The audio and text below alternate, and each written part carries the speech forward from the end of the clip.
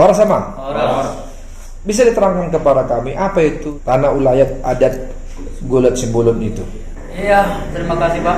Sepengetahuan kami, tanah adat atau gulat itu, yang termasuk kami katakan Gulat Simbolon, karena daerah itu sudah didiami oleh nenek moyang kami sampai ke generasi kami, generasi 12 secara turun-temurun.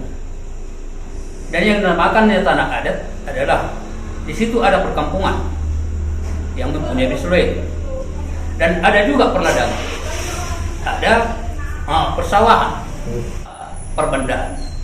Perbandaan itu apa, Bang? Ya, kuburan, tugu, tempat orang-orang meninggal. Berarti itu salah satu tanda bahwa itu adalah Gulat Simbolon. Iya, yang ada di daerah kami.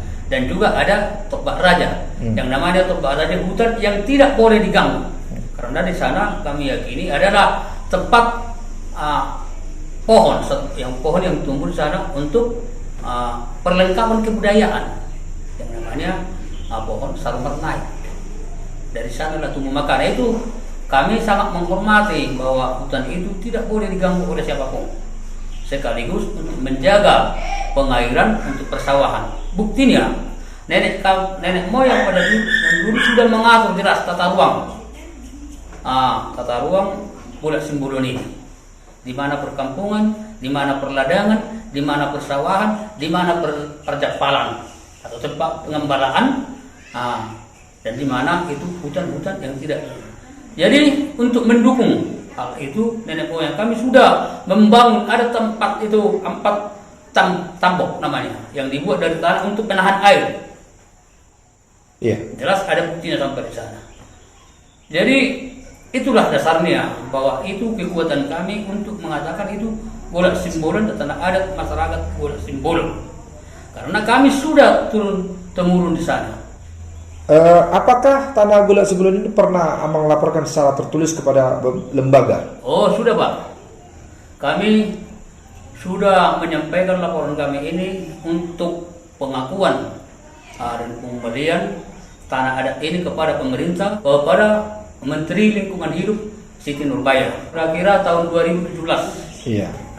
Kami ke sana dan beliau mengatakan pada saat itu, ya kami akan itu baik sekali, dan kami akan menurati pemerintah daerah untuk menerbitkan perdanya.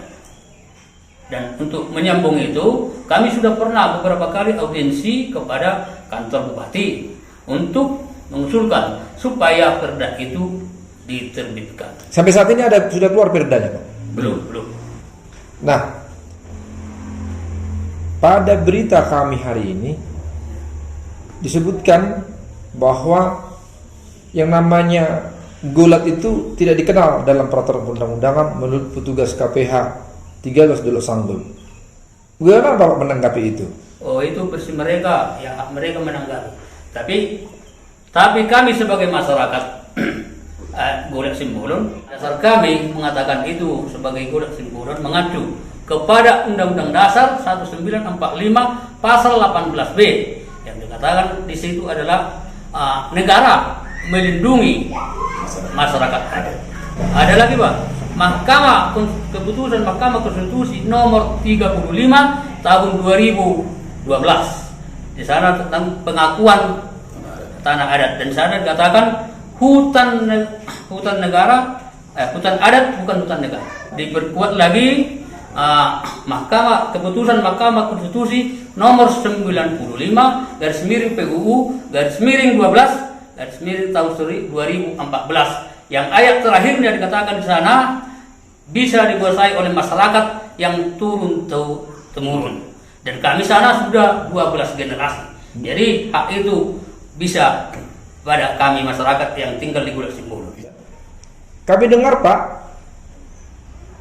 pernah dilakukan penangkapan kepada komunitas adat Gulat Simbolon ketika melakukan penanaman kopi di tempat Bapak. Betul itu Pak? Iya, pernah.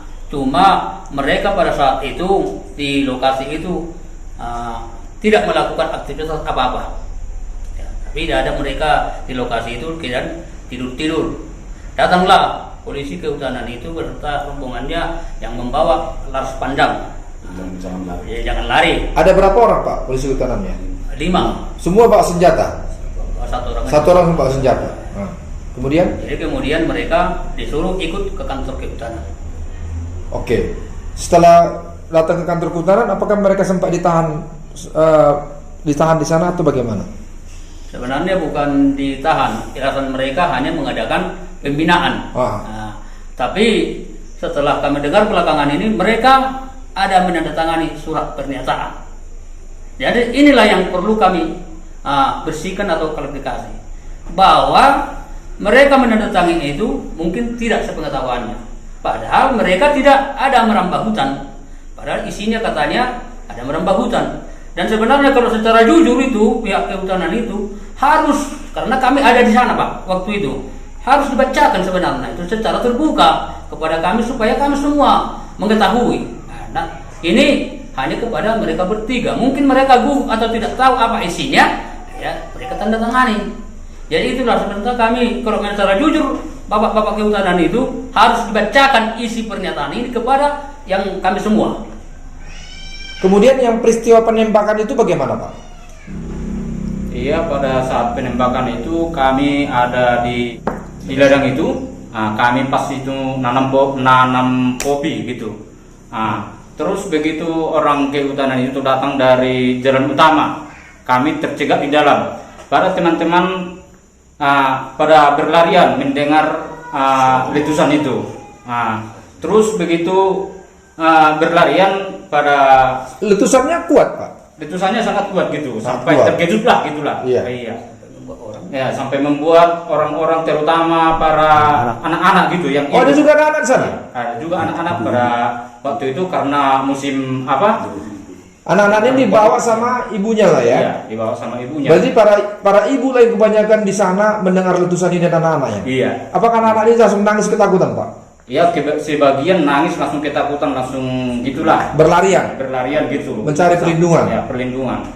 Apalagi itu kan jalan utamanya langsung dari situ orang kehutanannya datang gitu. Iya.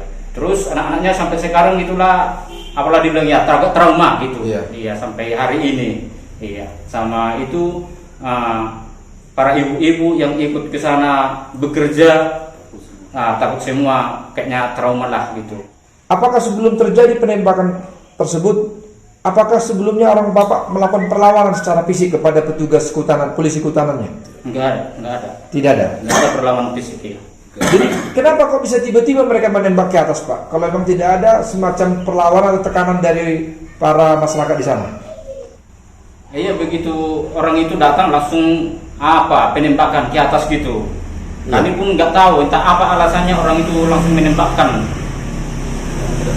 Kami nggak tahu entah apa alasannya mereka, dan tidak ada perlawanan dari kami.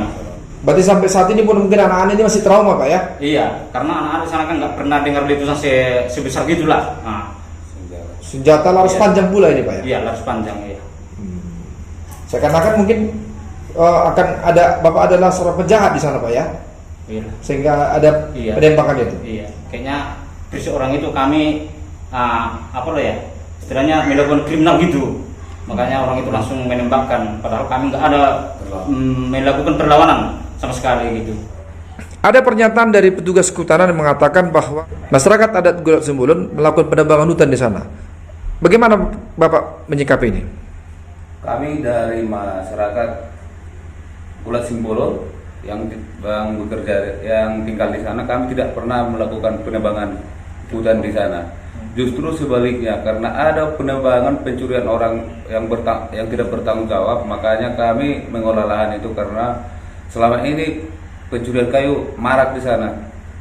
Itulah makanya kami bekerja di sana. Jadi sendiri kan kami dibilang merambah hutan, kami tidak ada merambah hutan. Orang-orang oknum yang tidak bertanggung jawab lah yang melakukan hal seperti itu. Harapan kami kepada Bapak Presiden Jokowi supaya kami tidak ada intimidasi dari pihak polisi kehutanan di lokasi yang kami katakan itu Gulat Simbolon. Jadi kami berharap sampai kapanpun itu akan terus kami usahakan. Apalagi di masa COVID sekarang ini, kami memohon kepada pemerintah supaya kami tidak dilarang untuk menanam kopi sebagai sumber kehidupan kami untuk makan sehari-hari. Jadi itulah harapan kami kepada pemerintah, dan itu kami akan pertahankan sampai kapanpun, karena itu adalah menjadi identitas kami sebagai marga Simbolon dan sekitarnya. Dan lokasi itu sudah dikatakan nenek moyang kami bahwa itu Pulau Simbolon. Ibu Angela Manihuruk sebagai staf KSPPM, sebuah NGO yang melakukan pendampingan di sekitaran kawasan Danau Toba. Itu bagaimana Ibu menanggapinya? Iya, kami dari KSPPM sebenarnya sangat menyayangkan ya kejadian itu terjadi. Kita seolah-olah sebagai masyarakat yang berada di zaman penjajahan, ketika saat ini zamannya demokrasi, kita bisa berdiskusi dari hati ke hati, dari suara ke suara, tapi kini dengan cara yang otoriter, dengan cara senjata dan juga dengan cara kekerasan baik fisik maupun non fisik. Harapan kami memang ke depan harus ada mediasi antara negara dan juga Golat yang dimediasi oleh pemerintah ataupun wakil rakyat itu sendiri, DPRD. Sementara itu kami juga sangat menyayangkan ya perusahaan-perusahaan yang merusak lingkungan, yang memiliki izin bisa dengan bebas merusak lingkungan dan menimbulkan banyak sekali bencana. Tetapi mereka, masyarakat adat yang hanya untuk mempertahankan tanah adatnya sebanyak 1.006 hektar itu sangat dipersulit gitu. Jadi kenapa undang-undang saat ini dan peraturan saat ini sangat tajam ke bawah dan tumpul ke atas, itu sangat disayangkan. Yang pertama, harapan kepada Pemkab terlebih dahulu, karena kan masalah ini timbul karena tidak adanya pengakuan dari negara kepada masyarakat, khususnya masyarakat adat. Kami harapkan kepada pemerintah, khususnya Kabupaten Samosir, segeralah terbitkan perda pengakuan dan perlindungan kepada masyarakat adat. Yang kedua, kepada polisi kehutanan dan KPH, walaupun mereka tidak masuk dalam struktur pengusulan ataupun perumusan dari perda, tapi mereka sebagai orang yang berada di posisi tengah atau sebagai pelindung harusnya benar-benar melindungi masyarakat secara total, baik itu masyarakat yang adat ataupun masyarakat yang memiliki izin atas negara. Dan harapan kami selama proses penyelesaian konflik ini, karena menunggu perda, harapan kami biarlah kita sama-sama mengerjakan tugas kita masing-masing, biarlah masyarakat melindungi wilayah adatnya, dan biarkanlah polisi kehutanan secara adil melihat mana yang benar-benar menjaga hutan, yang mana yang tidak menjaga hutan. Hentikanlah kriminalisasi, penembakan, penakut-nakutan, pengancaman kepada masyarakat adat yang ada di daerah Desa Sijambur, Kecamatan Rongkur di Huta, yang seharusnya dilindungi, dijunjung tinggi, dihormati, dan diakui oleh negara.